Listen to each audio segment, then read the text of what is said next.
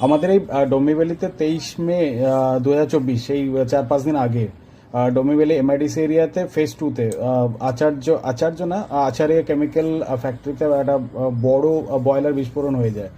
তো শুরুতে ওখানে মারা গেছিল 7 জন না 8 জন, এখন হয়ে গেছে সেটা 12 জন। আর 100-র ওপরে, 100 থেকে বেশি লোক আহত হয়ে গেছে। আর বিস্ফোরণটা এত শক্তিশালী ছিল যে আশেপাশে যে 4 কিলোমিটার এরিয়া পর্যন্ত যত বাড়ি টাড়ি ছিল সবার জানলার কাঁচ টাঁচ ভেঙে যায়, কোথাও ক্র্যাক চলে আসে। আমাদের বাড়ি মোটামুটি 1-1.5 কিলোমিটারের মধ্যে ছিল, পুরনো আমার যে বাড়িটা। তো বাড়ি মানে ফ্ল্যাট।